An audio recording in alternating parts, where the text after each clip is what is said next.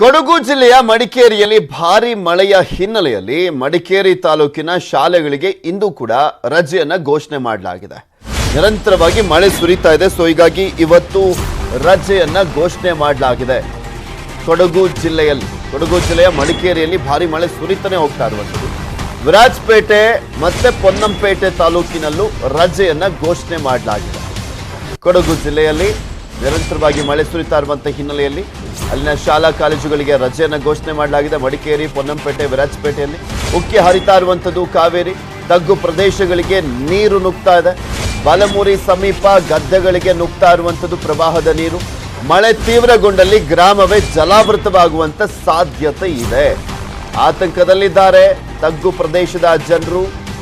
2018ರಲ್ಲೂ ಕೂಡ ಸಂಪೂರ್ಣ ಮುಳುಗಡೆ ಆಗಿತ್ತು ಬಲಮುರಿ. ಈಗಾಗಲೇ ಗ್ರಾಮದ ಸುತ್ತ ಆವರಿಸಿರುವಂಥದ್ದು ಪ್ರವಾಹದ ನೀರು ಹೋಗುವಂತ ಜಾಗ. ಅಲ್ಲಿ ಗ್ರಾಮ ಇರುವಂತ ಸಂದರ್ಭದಲ್ಲಿ ಇಂಥ ಅಪಾಯದ ಪರಿಸ್ಥಿತಿ ಇದ್ದೇ ಇರುತ್ತೆ. ಕೊಡಗಿನಲ್ಲಿ ನಿರಂತರವಾಗಿ ಮಳೆ ಸುರಿತಾನೆ ಇರುವಂತ ಹಿನ್ನೆಲೆಯಲ್ಲಿ ಅಲ್ಲಿ ಯಾವ ರೀತಿಯಾಗಿದೆ ಪರಿಸ್ಥಿತಿ ಅನ್ನುವಂಥದ್ದನ್ನ ತೋರಿಸ್ತಾ ಇದ್ದೀವಿ. ಬಲಮುರಿ ಸಮೀಪದಿಂದ ನಮ್ಮ ಪ್ರತಿನಿಧಿ ಅಲ್ಲೊಂದು ಪ್ರತ್ಯಕ್ಷ ವರದಿಯನ್ನ ಕೊಟ್ಟಿದ್ದಾರೆ. ರವಿ, ನೋಡ್ಕೋಬೇಡ. ಕೊಡಗು ಜಿಲ್ಲೆಯಲ್ಲಿ ಮತ್ತೆ ಮಳೆ ತನ್ನ ಆರ್ಭಟವನ್ನ ಮುಂದುವರಿಸಿದೆ. ಪರಿಣಾಮವಾಗಿ ಈಗ ಕಾವೇರಿ ನದಿ ಮತ್ತೆ ಉಕ್ಕಿ ಹರಿಲಿಕ್ಕೆ ಆರಂಭ ಆಗಿದೆ. ನಾನೀಗ ಮೂರ್ನಾಡು ಸಮೀಪದ ಬಲಮುರಿ ಏನಿದೆ, ಬಲಮುರಿಯಲ್ಲಿ ಇದ್ದೇನೆ. ನಾನು ತೋರಿಸ್ತೇನೆ ಈಗ ನಿಮಗೆ ಸ್ಥಿತಿ ಯಾವ ರೀತಿ ನಿರ್ಮಾಣ ಆಗಿದೆ ಅಂತ ಹೇಳಿ. ಸೊ ಕೊಡಗಿನಲ್ಲಿ ಏನು ಮಳೆ ಸುರಿತಾ ಇದ್ದ ಪರಿಣಾಮವಾಗಿ ನೋಡ್ಬೋದು, ಈಗ ಕಾವೇರಿಯ ನದಿ ಉಕ್ಕಿ ಹರಿತಾ ಇರೋಂಥದ್ದು. ಸೊ ಪರಿಣಾಮವಾಗಿ ಏನು ಬಲಮುರಿ ಇದೆ, ಬಲಮುರಿಯಲ್ಲಿ ಎಲ್ಲೆಲ್ಲ ತಗ್ಗು ಪ್ರದೇಶಗಳಿದೆ, ಕೊಲ್ಲಿಗಳಿದೆ. ಅಲ್ಲಿಂದ ನದಿಯ ನೀರು, ಪ್ರವಾಹದ ನೀರು ಈಗ ಎಲ್ಲ ಹೊಲ ಗದ್ದೆಗಳನ್ನು ಆವರಿಸ್ಕೊಳ್ಳಿಕ್ಕೆ ಆರಂಭ ಆಗಿರೋಂಥದ್ದು. ಸೊ 16 ಎಕರೆ ಅಷ್ಟು ಭೂಮಿ, ಗದ್ದೆ ಪ್ರದೇಶಗಳು ಮುಳುಗಡೆ ಆಗಿದ್ದಾವೆ, ತೋಟಗಳು ಮುಳುಗಡೆ ಆಗಿರೋಂಥದ್ದು ಕೂಡ ಕಾಣುತ್ತೆ. ಸೊ ಒಂದು ಕಡೆ ಕಾಫಿ ತೋಟಗಳು ಕೂಡ ಸಂಪೂರ್ಣವಾಗಿ ಮುಳುಗಡೆ ಆಗಿರೋಂಥದ್ದು ಕೂಡ ಕಾಣುತ್ತೆ. ಸೊ ನಾವು ಮುಂಭಾಗದಲ್ಲಿ ನೋಡಿದ್ರೆ ಏನು ಅಡಿಕೆ ತೋಟ ಇದೆ, ಅಡಿಕೆ ಗಿಡಗಳನ್ನು ಹಾಕಿದಂಥದ್ದು ಕೂಡ ರೈತರು ಕಾಣುತ್ತೆ. ಅವೆಲ್ಲವೂ ಕೂಡ ಮುಳುಗಡೆ ಆಗಿರೋಂಥದ್ದು ಕೂಡ ನಮಗೆಲ್ಲ ಸ್ಪಷ್ಟವಾಗಿ ಕಾಣುತ್ತೆ. ಇದು ಬಲಮುರಿ ಸಂಪೂರ್ಣವಾಗಿ ತಗ್ಗು ಪ್ರದೇಶ. ಸೊ ಹೀಗಾಗಿ ಈ ತಗ್ಗು ಪ್ರದೇಶಕ್ಕೆ ಸಾಕಷ್ಟು ನೀರು ಈಗಾಗಲೇ ನುಗ್ಗಲಿಕ್ಕೆ ಆರಂಭ ಆಗಿರೋಂಥದ್ದು. ಮಳೆ ಏನಾದ್ರೂ ಹೀಗೆ ಮುಂದುವರೆದಂತೆ ಆದಲ್ಲಿ ಸೊ ಸಂಪೂರ್ಣವಾಗಿ ಮುಳುಗಡೆ ಆಗುತ್ತೆ. ಸೊ 2018ರಲ್ಲೂ ಕೂಡ ಇದೇ ಸ್ಥಿತಿ ನಿರ್ಮಾಣ ಆಗಿತ್ತು. ಏನು ಈ ಪ್ರದೇಶ ಇದೆ, ಈ ಪ್ರದೇಶದಲ್ಲಿ ಬರೋಬ್ಬರಿ 15ರಿಂದ 20 ಅಡಿ ಎತ್ತರಕ್ಕೆ ಪ್ರವಾಹದ ನೀರು ನಿಂತಿತ್ತು. ಸೊ ಇಲ್ಲಿದ್ದಂತಹ ಕೆಲವು ಬಿಲ್ಡಿಂಗ್ಗಳೇನಿದೆ, ಈ ಬಿಲ್ಡಿಂಗ್ಗಳ 2ನೇ ಅಂತಸ್ತಿನವರೆಗೆ ನೀರು ಬಂದಿದ್ದಂಥ ಪ್ರವಾಹದ ನೀರು ಬಂದಿದ್ದಂಥದ್ದು ಕೂಡ ನಮಗೆ ಚೆನ್ನಾಗಿ ಸ್ಪಷ್ಟವಾಗಿ ಇದೆ. ಸೊ ನಾವು ನೋಡ್ಬೋದು ಆ ಭಾಗದಲ್ಲಿ ಕೆಲವು ಮನೆಗಳು ಕೂಡ ಇದೆ.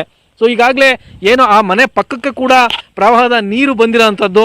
ಸೊ ಈ ಪ್ರವಾಹದ ನೀರು ಏನಾದ್ರೂ ಮಳೆ ಜಾಸ್ತಿಯಾಗಿ ಇದೆ, ಈಗೇನೆ ಕಂಟಿನ್ಯೂ ಆಗಿದ್ದೆ ಅದರಲ್ಲಿ ಆ ಮನೆಗಳೆಲ್ಲವೂ ಕೂಡ ನೀರಿನಲ್ಲಿ ಜಲಾವೃತ ಆಗ್ತವೆ ಅನ್ನೋಂಥದ್ದು ಭಾಳ ಸ್ಪಷ್ಟವಾಗಿ ಗೊತ್ತಾಗುತ್ತೆ. ಸೊ ಮತ್ತೊಂದು ಕಡೆ ನಮ್ಮ ಭಾಗಕ್ಕೆ ನೋಡಿದ್ರೆ, ಸೊ ಇಲ್ಲಿ ಒಂದು ರಸ್ತೆ ಇದೆ. ಇದು ಬಲಮುರಿಯಿಂದ ಮೂರ್ನಾಡು, ಬಲಮುರಿ ಮತ್ತು ಹಾಗೆ ಪಾರಾಣೆ, ಸೊ ಈ ಗ್ರಾಮಗಳಿಗೆ ಸಂಪರ್ಕವನ್ನು ಕಲ್ಪಿಸುವಂಥದ್ದು ಇದೆಲ್ಲವೂ ಕೂಡ ಸಂಪೂರ್ಣವಾಗಿ ಸ್ಥಗಿತ ಆಗಿಬಿಡುತ್ತೆ. ಸೊ ಇವೆಲ್ಲವೂ ಕೂಡ ಸ್ಥಗಿತ ಆಯಿತು ಅಂತಂತಂದರೆ ಇಲ್ಲಿರುವಂತಹ ಸುತ್ತಮುತ್ತಲಿನ ಹಲವು ಗ್ರಾಮಗಳ ನೂರಾರು ಕುಟುಂಬಗಳು ಸಾಕಷ್ಟು ಸಮಸ್ಯೆಯನ್ನು ಎದುರಿಸಬೇಕಾದಂತಹ ಸ್ಥಿತಿ ನಿರ್ಮಾಣ ಆಗುತ್ತೆ. ಒಟ್ಟಿನಲ್ಲಿ ಈಗಾಗಲೇ ಜಿಲ್ಲೆಯಲ್ಲಿ ಸುರಿತಿರುವಂತಹ ಮಳೆ ಸೊ ಸಾಕಷ್ಟು ಅವಾಂತರಗಳನ್ನು ಸೃಷ್ಟಿಸಲಿಕ್ಕೆ ಆರಂಭ ಆಗಿರೋಂಥದ್ದು. ಮಳೆ ಹೀಗೆ ಮುಂದುವರೆದೇ ಆದಲ್ಲಿ ಖಂಡಿತ ಜಿಲ್ಲೆಯಲ್ಲಿ ದೊಡ್ಡ ಆತಂಕ ಸೃಷ್ಟಿಯಾಗುತ್ತೆ ಅಂತಲೇ ಹೇಳ್ಬೋದು. ರವಿ ಎಸ್ ಹಳ್ಳಿ, ನ್ಯೂಸ್ 18 ಕನ್ನಡ, ಕೊಡಗು. ಕೊಡಗು ಜಿಲ್ಲೆಯಲ್ಲಿ ಮುಂದುವರೆದಿರುವಂಥದ್ದು ಭಾರಿ ಮಳೆ, ಗಾಳಿ. ಬ್ರಹ್ಮಗಿರಿ, ತಪ್ಪಲಿನಲ್ಲಿ ಎಡೆಬಿಡದೆ ಸುರಿತಾ ಇರುವಂಥದ್ದು ಮಳೆ. ಕಾವೇರಿ, ಕನ್ನಿಕೆ, ಸುಜೋತಿ ನದಿಗಳ ನೀರಿನ ಮಟ್ಟ ಏರಿಕೆ ಆಗಿದೆ. ಭಾಗಮಂಡಲ ತ್ರಿವೇಣಿ ಸಂಗಮ ಸಂಪೂರ್ಣ ಜಲಾವೃತವಾಗಿದೆ. ಭಾಗಮಂಡಲ ನಾಫಕ್ಲೋ ರಸ್ತೆ ಸಂಪೂರ್ಣವಾಗಿ ಜಲಾವೃತವಾಗಿರುವಂಥದ್ದು. ನಿನ್ನೆಯಿಂದ ಭಾಗಮಂಡಲ ನಾಫಕ್ಲೋ ಸಂಪರ್ಕ ಕಡಿತವಾಗಿದೆ. ಅಪಾಯದ ಮಟ್ಟವನ್ನು ಮೀರಿ ಹರಿತಾ ಇರುವಂಥದ್ದು ಕಾವೇರಿ ನದಿ. ಭಾಗಮಂಡಲ ನಾಫಕ್ಲೋ ಸಂಪರ್ಕ ಕಡಿತವಾಗಿದೆ, ಅಲ್ಲೂ ಕೂಡ ಅಪಾಯ ಮಟ್ಟ ಮೀರಿ ಹರಿತಾ ಇದೆ ಕಾವೇರಿ ನದಿ. ನಿರಂತರವಾಗಿ ಮಳೆ ಸುರಿತಾ ಇರುವಂಥ ಹಿನ್ನೆಲೆಯಲ್ಲಿ ತ್ರಿವೇಣಿ ಸಂಗಮ ಜಲಾವೃತವಾಗಿದೆ. ಬ್ರಹ್ಮಗಿರಿ, ತಪ್ಪಲಿನಲ್ಲಿ ಎಡೆಬಿಡದೆ ಸುರಿತಾ ಇರುವಂಥದ್ದು ಮಳೆ. ಅಲ್ಲಿ ಹೇಗಿದೆ ಪರಿಸ್ಥಿತಿ ಅನ್ನುವಂಥದ್ದನ್ನು ಗಮನಿಸ್ಬೋದು. ಇಲ್ಲಿ ಆ ಭಾಗದಲ್ಲಿ ನಿರಂತರವಾಗಿ ಮಳೆ ಸುರಿತಾ ಇರುವಂಥ ಹಿನ್ನೆಲೆಯಲ್ಲಿ ಈ ಕಾರಣಕ್ಕೋಸ್ಕರನೇ ಶಾಲಾ ಕಾಲೇಜಿಗೆ ರಜೆಯನ್ನು ಘೋಷಣೆ ಮಾಡಲಾಗಿದೆ. ಕೆಆರ್ಎಸ್ ಜಲಾಶಯದಿಂದ ನದಿಗೆ ಭಾರಿ ನೀರು ಬರ್ತಾ ಇರುವಂತದ್ದು. ಕಾವೇರಿ ನದಿ ಪಾತ್ರದ ಹಲವು ದೇಗುಲ ಜಲಾವೃತವಾಗಿದೆ. ಶ್ರೀರಂಗಪಟ್ಟಣದ ಪಶ್ಚಿಮ ವಾಹಿನಿ ಸಂಪೂರ್ಣವಾಗಿ ಮುಳುಗಡೆ ಆಗಿದೆ. ಕೆಆರ್ಎಸ್ ಜಲಾಶಯದಿಂದ ನದಿಗೆ ಭಾರಿ ನೀರನ್ನ ಬಿಡ್ಲಾಗ್ತಾ ಇರುವಂತದ್ದು. ಕಾವೇರಿ ನದಿ ಪಾತ್ರದ ಹಲವು ದೇಗುಲಗಳು ಜಲಾವೃತವಾಗ್ತಾ ಇದ್ದಾವೆ. ಶ್ರೀರಂಗಪಟ್ಟಣದ ಪಶ್ಚಿಮ ವಾಹಿನಿ ಸಂಪೂರ್ಣ ಮುಳುಗಡೆ ಆಗಿದೆ. ವೇಣುಗೋಪಾಲ ಸ್ವಾಮಿ ಗರ್ಭಗುಡಿಗೆ ನುಗ್ಗಿರುವಂತದ್ದು ನೀರು ಪ್ರವಾಹದಿಂದ ಸಂಪೂರ್ಣ ಜಲಾವೃತವಾಗಿದೆ. ಸಾಯಿ ಮಂದಿರ ಕೂಡ ನಿಮಿಷಾಂಬ ದೇಗುಲದ ಬಾಗಿಲುವರೆಗೂ ಕೂಡ ಪ್ರವಾಹದ ನೀರು ಬಂದ್ ನಿಂತ್ಕೊಂಡಿದೆ. ದೇಗುಲ ಬಂದ್ ಮಾಡಿ ಬ್ಯಾರಿಕೇಡ್ ಅನ್ನ ಅಳವಡಿಕೆ ಮಾಡಲಾಗಿದೆ. ನಿಮಿಷಾಂಬ ದೇಗುಲಕ್ಕೆ ಭಕ್ತರಿಗೆ ನಿರ್ಬಂಧವನ್ನ ಹಾಕಲಾಗಿದೆ. ಬಿಕಾಸ್ ಅದು ಜಲಾವೃತವಾಗುವಂತ ಸ್ಟೇಟಸ್ ನಲ್ಲಿದೆ. ಕಂಪ್ಲೀಟ್ ಆಗಿ ಆ ಬಾಗಿಲವರೆಗೂ ನೀರು ನಿಂತಿರುವಂತ ಸಂದರ್ಭದಲ್ಲಿ ನಿರ್ಬಂಧವನ್ನ ಏರಲಾಗಿದೆ ಭಕ್ತರಿಗೆ. ಅಪಾಯದ ಮಟ್ಟದಲ್ಲಿ ತುಂಬಿ ಹರಿತಾ ಇರುವಂತದ್ದು ಕಾವೇರಿ ನದಿ. ನಿಮಗೆ ದೃಶ್ಯಾವಳಿಗಳಲ್ಲಿ ತೋರಿಸ್ತಾ ಇದ್ವಿ. ದೇಗುಲಕ್ಕೆ ಭಕ್ತರಿಗೆ ನಿರ್ಬಂಧವನ್ನ ಏರಲಾಗಿರುವಂಥದ್ದು. ವೇಣುಗೋಪಾಲ ಸ್ವಾಮಿ ದೇಗುಲ ಎಲ್ಲವೂ ಕೂಡ ಜಲಾವೃತವಾಗಿದೆ. ಸಾಯಿ ಮಂದಿರ ಜಲಾವೃತವಾಗಿರುವಂಥದ್ದು. ಹಾಗೆ ಅಲ್ಲಿರುವಂಥ ನಿಮಿಷಾಂಬ ಟೆಂಪಲ್ನ ಬಾಗಿಲವರೆಗೂ ಕೂಡ ನೀರು ಬಂದು ನಿಂತ್ಕೊಂಡಿರುವಂಥದ್ದು. ಸೊ ಹೀಗಾಗಿ ದೇಗುಲ ಪ್ರವೇಶಕ್ಕೆ ಭಕ್ತರಿಗೆ ನಿರ್ಬಂಧವನ್ನು ಹಾಕಲಾಗಿದೆ. ಕೆಆರ್ಎಸ್ ಡ್ಯಾಮ್ನಿಂದ ನೀರು ಬಿಡ್ತಾ ಇದ್ದಾರಲ್ಲ, ಹೆಚ್ಚಿನದಾಗಿ ನೀರು ಬಿಡ್ತಾ ಇರುವಂಥ ಹಿನ್ನೆಲೆಯಲ್ಲಿ ಇಂಥ ಪರಿಸ್ಥಿತಿ ಅಲ್ಲಿ ನಿರ್ಮಾಣ ಆಗಿದೆ. ಹೇಗಿದೆ ಪರಿಸ್ಥಿತಿ ಅನ್ನುವಂಥ ವಿಚಾರಕ್ಕೆ ಸಂಬಂಧಪಟ್ಟಂತೆ ನಮ್ಮ ಪ್ರತಿನಿಧಿ ಸುನಿಲ್ ಅಲ್ಲೊಂದು ಪ್ರತ್ಯಕ್ಷ ವರದಿ ಕೊಟ್ಟಿದ್ದಾರೆ, ನೋಡ್ಕೊಂಬರೋಣ.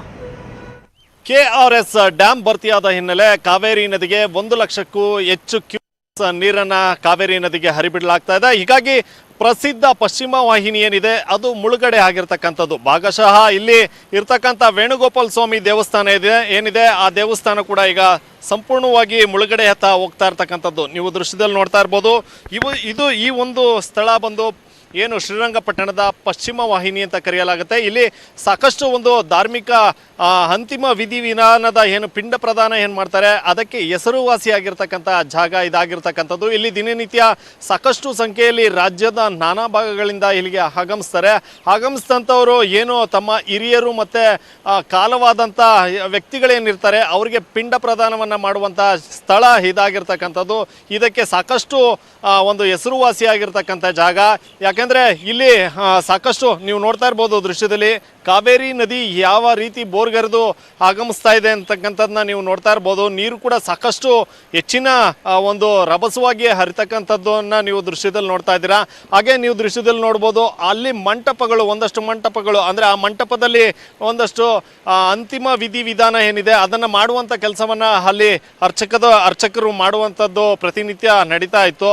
ಆದರೆ ಇವತ್ತು ಏನು ಇಲ್ಲಿ ಈ ಹೆಚ್ಚಿನ ಮಟ್ಟದಲ್ಲಿ ಕಾವೇರಿ ನೀರು ಇಲ್ಲಿ ಜಲಾವೃತ ಆಗಿರ್ತಕ್ಕಂಥದ್ದು. ಹೀಗಾಗಿ ಸಾಕಷ್ಟು ಅಲ್ಲಿ ಜಲಾವೃತ ಆಗಿದೆ. ಹಾಗೆ ಅದೇ ರೀತಿ ನೀವು ನೋಡ್ಬೋದು ಈ ಕಡೆ ಬಂದರೆ ನಾವು ಏನು ರಾಣಿ ಸಾಲು ಮಂಟಪ ಅಂತ ಕರೆಯಲಾಗುತ್ತೆ. ಅಂದರೆ ಈ ಮಂಟಪಗಳು ಕೂಡ ಈಗಾಗಲೇ ಅದು ಕೂಡ ನೀರಿನಲ್ಲಿ ಜಲಾವೃತ ಆಗಿರ್ತಕ್ಕಂಥದ್ದು. ಇನ್ನು ಅದರ ಪಕ್ಕದಲ್ಲಿ ನೋಡೋದೇ ಆದರೆ ಗಾಂಧೀಜಿಯವರ ಚಿತಾಭಸ್ಮವನ್ನು ಕೂಡ ಇದೇ ಒಂದು ಸ್ಥಳದಲ್ಲಿ ಬಿಟ್ಟಿರ್ತಕ್ಕಂಥದ್ದು. ಹೀಗಾಗಿ ಆ ಸ್ಥಳವು ಕೂಡ ಸಂಪೂರ್ಣವಾಗಿ ನೀರಿನಲ್ಲಿ ಜಲಾವೃತ ಆಗಿರ್ತಕ್ಕಂಥದ್ದು. ಒಟ್ಟಾರೆಯಾಗಿ ಹೇಳೋದೇ ಆದರೆ ಏನು ಕಾವೇರಿ ಅಂದರೆ ಕೆಆರ್ಎಸ್ ಡ್ಯಾಮ್ ತುಂಬಿದ ಹಿನ್ನೆಲೆ ಕಾವೇರಿ ನದಿಗೆ ಹೆಚ್ಚಿನ ಒಂದು ನೀರನ್ನು ಬಿಡಲಾಗ್ತಾ ಇದೆ. ಹೆಚ್ಚಿನ ನೀರನ್ನು ಬಿಟ್ಟಿದ್ರಿಂದ ಸಾಕಷ್ಟು ಶ್ರೀರಂಗಪಟ್ಟಣ ಒಂದು ರೀತಿ ಜಲಾವೃತ ಆಗಿದೆ ಅಂತಲೇ ಹೇಳ್ಬೋದು. ಶ್ರೀರಂಗಪಟ್ಟಣದ ಕೆಲವು ಐತಿಹಾಸಿಕ ಸ್ಥಳಗಳೇನಿದ್ದಾವೆ ಆ ಐತಿಹಾಸಿಕ ಸ್ಥಳಗಳು ಕೂಡ ಈಗ ಸಂಪೂರ್ಣವಾಗಿ ಜಲಾವೃತ ಆಗ್ತಾ ಇರ್ತಕ್ಕಂಥದ್ದು. ಅದರಲ್ಲಿ ಪಶ್ಚಿಮ ವಾಹಿನಿ ಕೂಡ ಜಲಾವೃತ ಆಗ್ತಾ ಇರ್ತಕ್ಕಂಥದ್ದು. ಇಲ್ಲಿರ್ತಕ್ಕಂಥ ದೇವಾಲಯಗಳು ಮತ್ತು ಇಲ್ಲಿ ಏನು ಪಿಂಡ ಪ್ರದಾನ ಮಾಡ್ತಾ ಇದ್ರು ಅದು ಕೂಡ ಜಲಾವೃತ ಆಗಿರ್ತಕ್ಕಂಥದ್ದು. ಕ್ಯಾಮ್ರಾ ಪರ್ಸನ್ ಮುದ್ದೇಗೌಡ ಜೊತೆ ಸುನಿಲ್ ಗೌಡ, ನ್ಯೂಸ್ 18 ಕನ್ನಡ, ಮಂಡ್ಯ. ಭಾರಿ ಮಳೆಗೆ ತುಂಬಿ ಹರಿತಾ ಇದ್ದಾವೆ ಕೃಷ್ಣ ಮತ್ತೆ ತುಂಗಭದ್ರಾ ನದಿ. ತುಂಗಭದ್ರಾ ಡ್ಯಾಂನಿಂದ ಹೆಚ್ಚುವರಿ ನೀರನ್ನ ಬಿಟ್ಟಂತ ಹಿನ್ನೆಲೆಯಲ್ಲಿ ರಾಯಚೂರು ತಾಲೂಕಿನ ಎಲೆಬಿಚ್ಚಾಲಿ ಗ್ರಾಮದಲ್ಲಿ ಪ್ರವಾಹದ ಭೀತಿ ಉಂಟಾಗಿದೆ. ಭಾರಿ ಮಳೆಗೆ ತುಂಬಿ ಹರಿತಾ ಇರುವಂತದ್ದು ಕೃಷ್ಣ ಮತ್ತೆ ತುಂಗಭದ್ರಾ ಅಪಾಯ ಮಟ್ಟವನ್ನು ಮೀರಿ ಹರಿತಾ ಇದ್ದಾವೆ. ತುಂಗಭದ್ರಾ ಡ್ಯಾಂನಿಂದ ಹೆಚ್ಚುವರಿ ನೀರು ಬಿಟ್ಟಿರುವಂತ ಹಿನ್ನೆಲೆಯಲ್ಲಿ ರಾಯಚೂರು ತಾಲೂಕಿನ ಎಲೆಬಿಚ್ಚಾಲಿ ಗ್ರಾಮ ಜಲಾವೃತದ ಪರಿಸ್ಥಿತಿ. ರಾಘವೇಂದ್ರ ಸ್ವಾಮಿ ಜಪದ ಕಟ್ಟೆ, ಸ್ವಪ್ನ ಬೃಂದಾವನ ಮುಳುಗಡೆ ಆಗಿದೆ. ನದಿ ಪಾತ್ರದ ಜಮೀನುಗಳಿಗೆ ನೀರು ನುಗ್ಗಿ ರೈತರ ಸಂಕಷ್ಟ ಅನುಭವಿಸುವಂತ ಪರಿಸ್ಥಿತಿ ಅಲ್ಲಿ ನಿರ್ಮಾಣವಾಗಿದೆ. ರಾಯಚೂರು ಜಿಲ್ಲೆಯ ರಾಯಚೂರು ತಾಲೂಕಿನಲ್ಲಿ ಸುತ್ತಮುತ್ತಲಿನ ಗ್ರಾಮಗಳಿಗೂ ಕೂಡ ಪ್ರವಾಹದ ಆತಂಕ ಎದುರಾಗಿದೆ. ಅಲ್ಲಿ ನಿಮಗೆ ಆ ದೃಶ್ಯಾವಳಿಗಳನ್ನ ತೋರಿಸ್ತಾ ಇದೀವಿ. ಹೇಗಿದೆ ಪರಿಸ್ಥಿತಿ ಅನ್ನುವಂಥದ್ದನ್ನ ಗಮನಿಸ್ಬೋದು. ಇದು ರಾಯರು ಜಪ ಮಾಡಿದ್ದಂಥ ಸ್ಥಳ, ಅದು ಕೂಡ ಕಂಪ್ಲೀಟ್ ಆಗಿ ಜಲಾವೃತವಾಗಿದೆ. ರಾಯಚೂರಿನ ಎಲೆಬಿಚ್ಚಾಲಿ ಗ್ರಾಮದಲ್ಲೂ ಕೂಡ ಪ್ರವಾಹದ ಭೀತಿ ಇರುವಂಥದ್ದು. ತುಂಗಭದ್ರಾ ಡ್ಯಾಂನಿಂದ ಹೆಚ್ಚಿನದಾಗಿ ನೀರು ಬಿಟ್ಟಿರುವಂಥ ಹಿನ್ನೆಲೆಯಲ್ಲಿ ಈ ಪರಿಸ್ಥಿತಿ ಅಲ್ಲಿ ನಿರ್ಮಾಣವಾಗಿದೆ. ಜಮೀನುಗಳಿಗೂ ಕೂಡ ನೀರು ನುಗ್ಗಿರುವಂಥದ್ದು. ರೈತರು ಸಂಕಷ್ಟವನ್ನ ಅನುಭವಿಸುವಂಥ ಪರಿಸ್ಥಿತಿ ನಿರ್ಮಾಣ ಆಗ್ಬಿಟ್ಟಿದೆ ಅಲ್ಲಿ. ಸೊ ಹೀಗಾಗಿ ಅವರು ಕೂಡ ಬೆಳೆ ಪರಿಹಾರಕ್ಕೆ ಆಗ್ರಹಿಸ್ತಾ ಇದ್ದಾರೆ, ಸರ್ಕಾರ ಸ್ಪಂದಿಸಬೇಕು ಅಂತ. ಅಲ್ಲಿ ಹೇಗಿದೆ ಪರಿಸ್ಥಿತಿ ಅನ್ನುವಂಥದ್ರ ಬಗ್ಗೆ ಒಂದು ಪ್ರತ್ಯಕ್ಷ ವರದಿ ಕೊಟ್ಟಿದ್ದಾರೆ ನಮ್ಮ ಪ್ರತಿನಿಧಿ, ರಾಯಚೂರಿನ ಪ್ರತಿನಿಧಿ ವಿಶ್ವನಾಥ್ ಹೂಗಾರ್. ನೋಡ್ಕೊಂಬೇಡ.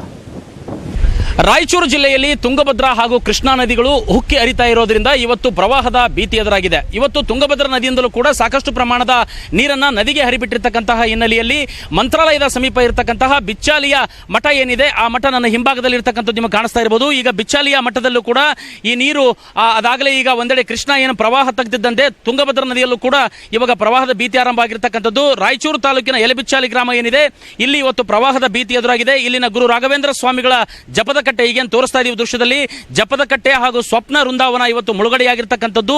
ಬಿಚ್ಚಾಲಿಯಲ್ಲಿ ಇವತ್ತು ರಾಘವೇಂದ್ರ ಸ್ವಾಮಿಗಳ ಏಕಶಿಲಾ ಬೃಂದಾವನ ಇದಾಗಿರ್ತಕ್ಕಂಥದ್ದು. ಇದನ್ನ ಅಪ್ಪಣ್ಣಾಚಾರ್ ಅಂತಕ್ಕಂಥವರು ಸ್ಥಾಪಿಸಿದ್ದಾರೆ. ನಾಡಿನ ಭಕ್ತರೇನಿದ್ದಾರೆ, ಹೊರ ರಾಜ್ಯದಿಂದಲೂ ಬರ್ತಕ್ಕಂತಹ ಭಕ್ತರು ಏನು ಮಂತ್ರಾಲಯವನ್ನ ಭೇಟಿ ನೀಡಿ ರಾಯರ ದರ್ಶನವನ್ನ ಪಡಿತಕ್ಕಂತಹ ಭಕ್ತರು ಇವತ್ತು ಈ ಬಿಚ್ಚಾಲಿಯ ಒಂದು ಮಠಕ್ಕೂ ಕೂಡ ಬಂದು ಹೋಗ್ತಾರೆ. ಹೀಗಾಗಿ ಸದ್ಯ ಜಲಾಶಯಕ್ಕೆ 1,28,155 ಕ್ಯೂಸೆಕ್ಸ್ ನೀರು ಒಳಹರಿವಿರ್ತಕ್ಕಂಥದ್ದು. ಹಾಗಾಗಿ 1 ಲಕ್ಷ ಕ್ಯೂಸೆಕ್ಸ್ ನೀರನ್ನ ಈಗ ಹೊರಹರಿವಾಗಿ ತುಂಗಭದ್ರಾ ನದಿಗೆ ಬಿಟ್ಟಿರ್ತಕ್ಕಂಥದ್ದು. ಹಾಗಾಗಿ ಏನು ಹೊಸಪೇಟೆಯ ತುಂಗಭದ್ರಾ ಜಲಾಶಯದಿಂದ ಭಾರಿ ಪ್ರಮಾಣದ ನೀರನ್ನ ನದಿಗೆ ಹರಿಸ್ತಿರೋದ್ರಿಂದ ನದಿ ಪಾತ್ರದ ಜಮೀನುಗಳಿಗೂ ಕೂಡ ನೀರು ನುಗ್ಗಿರ್ತಕ್ಕಂಥ ದೃಶ್ಯಗಳು ನಿಮಗೆ ಕಾಣಿಸಬಹುದು. ಹಾಗಾಗಿ ಈ ಒಂದು ನದಿ ಪಾತ್ರದ ಗ್ರಾಮಗಳಲ್ಲಿ ಈಗ ಪ್ರವಾಹದ ಭೀತಿ ಎದುರಾಗಿರ್ತಕ್ಕಂಥದ್ದು. ಬನ್ನಿ, ಈ ಬಿಚ್ಚಾಲಿ ಮಠಕ್ಕೆ ಯಾರೆಲ್ಲ ಬರ್ತಾರೆ, ಇದರ ಇತಿಹಾಸ ಏನು, ಈಗ ಸದ್ಯಕ್ಕೆ ಇಲ್ಲಿ ಈಗಾಗಲೇ ಈಗ ದೇವಸ್ಥಾನದ ಒಳಗಡೆ ಕುಂಬಿರ್ತಕ್ಕಂಥ ನೀರಿನಲ್ಲಿ ಕೂಡ ಸಾಕಷ್ಟು ಪ್ರಮಾಣದ ಹಾವು ಚೇಳುಗಳು ಕೂಡ ಇಲ್ಲಿ ಓಡಾಡ್ತಾ ಇರತಕ್ಕಂಥ ದೃಶ್ಯಗಳು ಇಲ್ಲಿ ಸರ್ವೇ ಸಾಮಾನ್ಯವಾಗಿ ಗೋಚರಿಸ್ತಾ ಇದ್ದಾವೆ. ಹಾಗಾಗಿ ಇದರ ಒಂದು ಏನು ಪೂಜಾರಿಗಳಾಗಿರ್ತಕ್ಕಂಥ ಅರ್ಚಕರಾಗಿರ್ತಕ್ಕಂಥವ್ರು ನಮ್ಮ ಜೊತೆಗಿದ್ದಾರೆ, ಅವ್ರನ್ನ ಮಾತನಾಡಿಸ್ತಾ ಹೋಗೋಣ. ಹೇಳಿ ಗುರುಗಳೇ, ಇದು ಈಗ ಪ್ರತಿ ವರ್ಷನೂ ಕೂಡ ಪ್ರವಾಹ ಬಂದ ಸಂದರ್ಭದಲ್ಲಿ ಈ ರೀತಿಯಾದಂತಹ ಒಂದು ಪರಿಸ್ಥಿತಿ ಇಲ್ಲಿ ಇರ್ತದೆ. ಇದು ಯಾವ ರೀತಿಯಾಗಿ ಭಕ್ತರಿಗೆ ಮಠಕ್ಕೆ ಭೇಟಿ ಕೊಡ್ತಕ್ಕಂಥ ಭಕ್ತರಿಗೆ ತೊಂದರೆ ಮಾಡ್ಬೋದು, ಏನಂತ? ತೊಂದರೆ ಏನೂ ಆಗೋದಿಲ್ಲ, ಇದರಿಂದ ಯಾವುದೇ ರೀತಿ ಯಾವ್ದು ತೊಂದರೆ ಆಗೋದಿಲ್ಲ. ಇದು ಪ್ರತಿ ವರ್ಷ ನಮಗೆ ಬರೋದೇ, ಇದು ಮಳೆ ಬಂದಾಗ ಕೂಡ ಬರ್ತಾನೆ ಇರ್ತದೆ. ಬಟ್ ಈ ಸಲ ಸ್ವಲ್ಪ ಜಾಸ್ತಿ ಆಗಿದೆ. ಯಾಕೆ 1 ಲಕ್ಷ ನಿಮ್ಗೆ ಪೂರ್ತಿ ಮೇಲೆ ಬರ್ಬೇಕಂದ್ರೆ 2 ಲಕ್ಷ ಕ್ಯೂಸೆಕ್ಸ್ ಬೇಕಾಗತ್ತೆ. ಮುಂಚೆ ಎಲ್ಲ ಬರ್ತಾ ಇತ್ತು, ಆದರೆ ಈಗ ಬರೀ 1,28,000 ಕ್ಯೂಸೆಕ್ಸ್ ಬಿಟ್ಟಿದ್ದಾರೆ. ಏನು ತೊಂದರೆ ಆಗಲ್ಲ, ಭಕ್ತರಿಗೆ ಕೂಡ ಯಾವುದೇ ರೀತಿಯಾಗಿ ತೊಂದರೆಗಳು ಆಗಲ್ಲ. ಅಕಸ್ಮಾತ್ ಇಲ್ಲಿ ರಸ್ತೆಗಳು ಇದಾದ್ರೂ ಕೂಡ ಈ ಕಡೆ ರಸ್ತೆ ಇದೆ, ಅಪ್ಪಣಾಚಾರ ವಂಶೋತ್ಸವ ರಸ್ತೆ ಅನುಕೂಲ ಮಾಡಿಕೊಟ್ಟಿದ್ದಾರೆ, ಅದು ಕೂಡ ಬರ್ಲಿಕ್ಕೆ ಅನುಕೂಲ ಆಗುತ್ತೆ ಅವರಿಗೆ.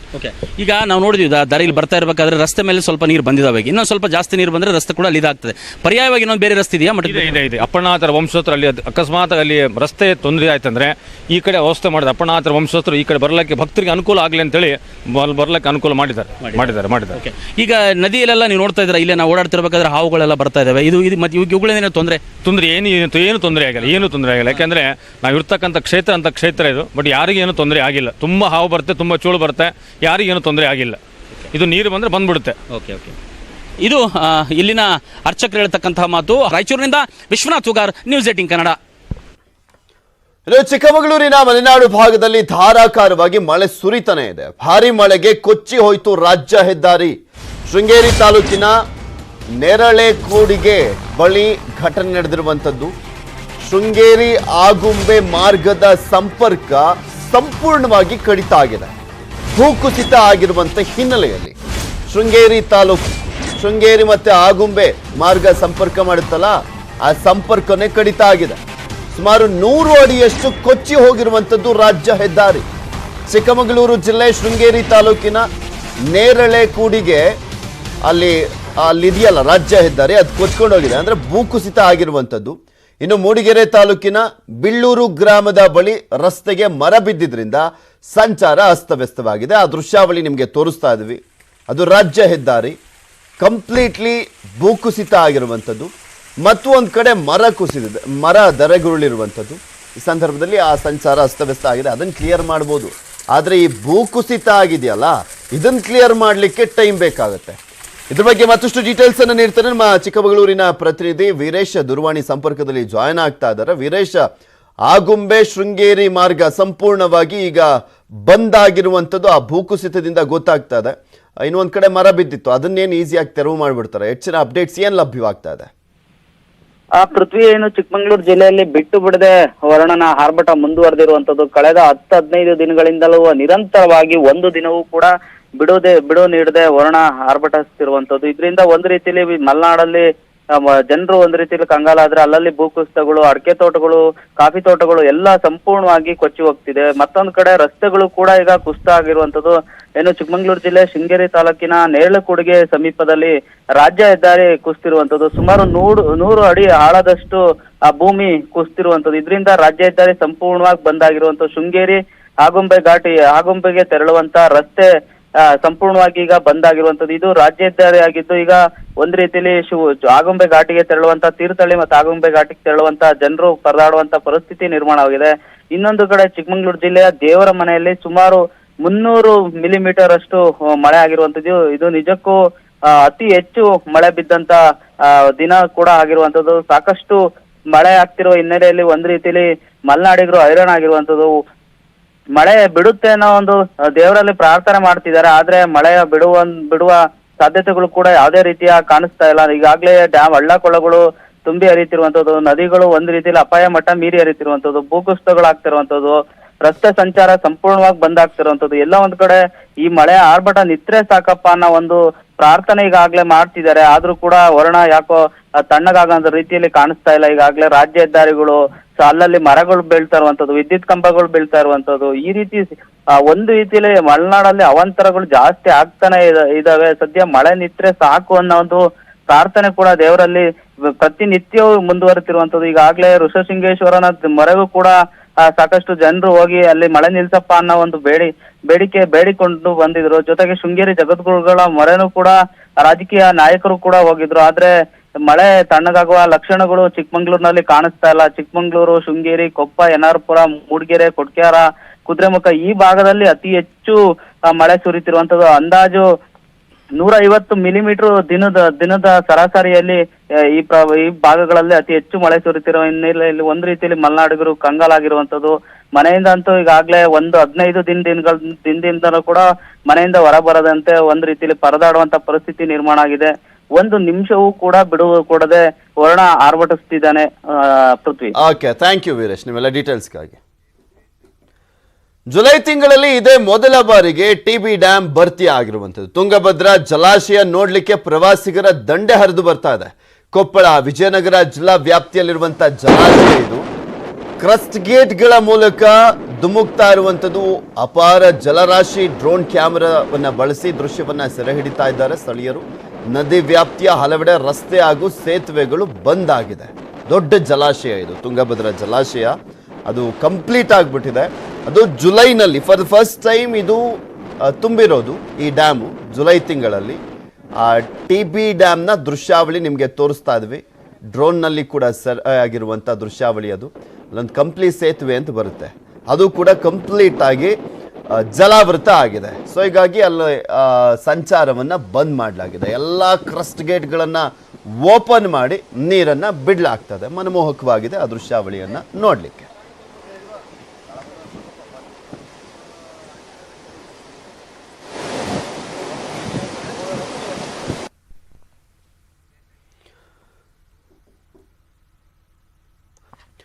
ಪೋಷಕರೇ, ಮಕ್ಕಳೇ, ಎಚ್ಚರ ಎಚ್ಚರ ಎಚ್ಚರ. ಮಂಕಿ ಪಾಕ್ಸ್ ಭೀತಿಗೆ ಕಾರಣ ಏನು? ಮೈಸೂರಲ್ಲಿ ಡೆಂಗಿ ಹಾವಳಿ ಹೆಚ್ಚಾಗ್ತಾ ಇರೋದು ಯಾಕೆ? ಆರೋಗ್ಯ ಅಲರ್ಟ್.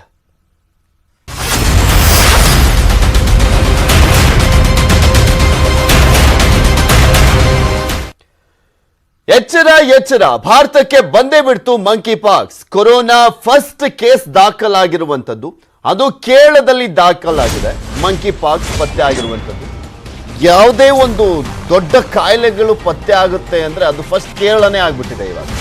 ಕೊರೋನಾ ಆಗಲಿ, ಅದಕ್ಕೂ ಮುಂಚೆ ಬೇರೆ ಬೇರೆ ರೀತಿಯಾದಂಥ ಕಾಯಿಲೆಗಳಾಗಲಿ, ಅವೆಲ್ಲವೂ ಕೂಡ ಕೇರಳದಲ್ಲೇ ಪತ್ತೆ ಆಗ್ತಾ ಇರುವಂಥದ್ದು. ಅದು ನಮಗೆ ಇನ್ನೂ ಆತಂಕ ತಂದಿಡ್ತಾ ಇದೆ. ಯಾಕೆಂದರೆ ಪಕ್ಕದ ರಾಜ್ಯ ನಾವೇ ಇರೋದು. ತಿರುವನಂತಪುರದ ವ್ಯಕ್ತಿಯೊಬ್ಬರಲ್ಲಿ ಮಂಕಿ ಪಾಕ್ಸ್ ರೀತಿ ಲಕ್ಷಣ ಕಂಡು ಬಂದಿದೆ. ವಿದೇಶದಿಂದ ಬಂದಿದ್ದಂಥ ವ್ಯಕ್ತಿಯಲ್ಲಿ ಮಂಕಿ ಪಾಕ್ಸ್ ರೀತಿ ಲಕ್ಷಣ ಪತ್ತೆಯಾಗಿದೆ. ರಾಷ್ಟ್ರೀಯ ವೈರಾಣು ಸಂಸ್ಥೆಗೆ ವ್ಯಕ್ತಿಯ ರಕ್ತದ ಮಾದರಿಯನ್ನ ರವಾನೆ ಮಾಡಲಾಗಿದೆ. ಕೇರಳದಲ್ಲಿ ಮಂಕಿ ಪಾಕ್ಸ್ ಪತ್ತೆಯಿಂದ ರಾಜ್ಯದಲ್ಲೂ ಕೂಡ ಟೆನ್ಷನ್. ಪಕ್ಕದ ರಾಜ್ಯ ಅಲ್ವಾ, ನಾವು ಅಂಟ್ಕೊಂಡೇ ಕೂತ್ಕೊಂಡಿದ್ದೀವಿ. ಕೇರಳಕ್ಕೆ ಗಡಿ ಹೊಂದ್ಕೊಂಡಿರುವಂತ ದಕ್ಷಿಣ ಕನ್ನಡ, ಕೊಡಗು, ಚಾಮರಾಜನಗರ, ಮೈಸೂರು ಜಿಲ್ಲೆಗಳಲ್ಲಿ ಆತಂಕ ಇದೆ. ಸುಲಭವಾಗಿ ಸೋಂಕು ಹರಡುವಂತ ಸಾಧ್ಯತೆ ಇರುವಂತ ಹಿನ್ನೆಲೆಯಲ್ಲಿ ಸಹಜವಾಗಿ ಆತಂಕ ಮನೆ ಮಾಡಿದೆ. ಕೇಂದ್ರ ಆರೋಗ್ಯ ಸಚಿವಾಲಯದಿಂದ ಗೈಡ್ಲೈನ್ಸ್ ಅನ್ನ ಕೂಡ ರಿಲೀಸ್ ಮಾಡಲಾಗಿದೆ. ಮಂಕಿ ಪಾಕ್ಸ್ ಕುರಿತಂತೆ ಗೈಡ್ಲೈನ್ಸ್ ಅನ್ನ ರಿಲೀಸ್ ಮಾಡಿದೆ ಕೇಂದ್ರ ಸರ್ಕಾರ. ಏನಿದು ಮಂಕಿ ಪಾಕ್ಸ್, ಸೋಂಕಿನ ಲಕ್ಷಣಗಳು ಏನು ಅನ್ನುವಂಥದ್ದನ್ನ ತೋರಿಸ್ತಾ ಇದೀವಿ. ಸೋಂಕದ 5 ರಿಂದ 13 ದಿನಗಳಲ್ಲಿ ಲಕ್ಷಣಗಳು ಕಾಣಿಸುತ್ತೆ. ಜ್ವರ, ತಲೆನೋವು, ಬೆನ್ನು ನೋವು, ಸ್ನಾಯು ಸೆಳೆತ ಇದೆಲ್ಲವೂ ಕೂಡ ಕಾಣಿಸ್ಕೊಳ್ಳುವಂಥದ್ದು. ಚಳಿ ಹಾಗೂ ಬಳಲಿಕೆ, ಆಯಾಸ ಹೆಚ್ಚಾಗುತ್ತೆ ಮಂಕಿ ಪಾಕ್ಸ್ ಬಂದಂಥ ಸಂದರ್ಭದಲ್ಲಿ. ಬೆನ್ನು, ಮುಖ, ಕೈಕಾಲುಗಳಲ್ಲಿ ದದ್ದು ಹೊರಹೊಮ್ಮುತ್ತೆ, ದಪ್ಪದಾದಂಥ ಗಂಟಿನ ರೀತಿಯಾದಂಥ ಒಂದು ಗುಳ್ಳೆಗಳು. WHO ಪ್ರಕಾರ ಇದು ಒಂದು ವೈರಲ್ ಜಿನೋಸಿಸ್. ಕಾಡು ಪ್ರಾಣಿಗಳಲ್ಲಿ ಹುಟ್ಟಿ ಮನುಷ್ಯರಿಗೆ ಹರಡುತ್ತೆ. ಇದು ಕಾಡು ಪ್ರಾಣಿಗಳಲ್ಲಿ ಹುಟ್ಟುಬಿಟ್ಟು ಸಿಡುಬು ರೋಗ ಲಕ್ಷಣಕ್ಕೆ ಹೋಲಿಕೆಯನ್ನ ಮಾಡಲಾಗ್ತಾ ಇದೆ. ಆ ರೀತಿಯ ಕಾಣಿಸುತ್ತೆ. ಸೊ ಹೀಗಾಗಿ ಶಂಕಿತ ವ್ಯಕ್ತಿ ಮೈ ಮೇಲೆ ಗುಳ್ಳೆಗಳು ಕಾಣಿಸಿಕೊಳ್ಳುತ್ತೆ. ಆ ಗುಳ್ಳೆಗಳು ಕಾಣಿಸಿಕೊಳ್ಳುತ್ತೆ. 1970ರಲ್ಲಿ ಮೊದಲು ಕಾಂಗೋ ದೇಶದಲ್ಲಿ ಮಾನವನಲ್ಲಿ ಪತ್ತೆ ಆಗಿತ್ತು. ಇದು 1970ರಲ್ಲಿ.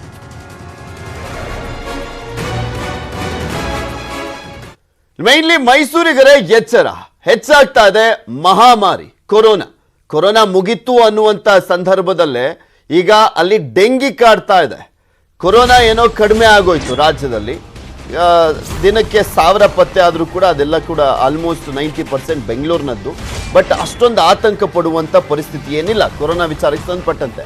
ಆದರೆ ಮೈಸೂರಿಗರಿಗೆ ಈಗ ಡೆಂಗಿ ಟೆನ್ಷನ್ ಮನೆ ಮಾಡಿದೆ. ಮಳೆ, ಚಳಿ ಹೆಚ್ಚಳದಿಂದ ಡೆಂಗಿ ಸೋಂಕಿನ ಹಾವಳಿಯಲ್ಲಿ ಹೆಚ್ಚಾಗಿರುವಂಥದ್ದು. ಮೈಸೂರಿನಾದ್ಯಂತ ಸದ್ದಿಲ್ಲದೆ ಹರಡ್ತಾ ಇದೆ ಡೆಂಗಿ ಮಹಾಮಾರಿ. ಕಳೆದ 6 ತಿಂಗಳಲ್ಲಿ ಮೈಸೂರು ಜಿಲ್ಲೆಯಾದ್ಯಂತ 328 ಪ್ರಕರಣಗಳು ಪತ್ತೆಯಾಗಿರುವಂಥದ್ದು. ಮೈಸೂರು ಜಿಲ್ಲಾ ಆರೋಗ್ಯಾಧಿಕಾರಿ ಡಾಕ್ಟರ್ ಪ್ರಸಾದ್ ಅವರು ಈ ವಿಚಾರಕ್ಕೆ ಸಂಬಂಧಪಟ್ಟಂತೆ ಮಾಹಿತಿಯನ್ನು ನೀಡಿದ್ದಾರೆ. ಮೈಸೂರು ಜಿಲ್ಲೆಯಲ್ಲಿ ಈ ಮಳೆ ಸ್ವಲ್ಪ ಜಾಸ್ತಿ ಆಗಿರೋದ್ರಿಂದ ಸೊಳ್ಳೆಗಳಿಂದ ಬರುವಂಥ ಸಾಂಕ್ರಾಮಿಕ ರೋಗಗಳು ಸ್ವಲ್ಪ ಜಾಸ್ತಿ ಆಗ್ತಾ ಇದ್ದಾವೆ. 328 ಡೆಂಗಿ ಪ್ರಕರಣಗಳು ದೃಢಪಟ್ಟಿದೆ. ಅಂದರೆ ಕಳೆದ 6 ತಿಂಗಳಿಂದ ಹೆಚ್ಚಿನದಾಗಿ ಸುಮಾರು ಒಂದು 220 ಪಾಸಿಟಿವ್ ಕೇಸಸ್ಸು ಮೈಸೂರು ನಗರದಲ್ಲೇ ಕಾಣಿಸ್ಕೊಂಡಿದ್ದಾವೆ. ಸೊ ಹಾಗಾಗಿ ಎಲ್ಲ ತಾಲೂಕುಗಳಲ್ಲೂ ಇದೆ, ಬೇರೆ ಬೇರೆ ತಾಲೂಕುಗಳಲ್ಲಿ 4-5 ಪ್ರಕರಣಗಳಿದೆ. ಇದು ಕಳೆದ 6 ತಿಂಗಳಿಂದ. ಸೊ ಹಾಗಂತ ಆತಂಕ ಪಡೋದು ಬೇಡ.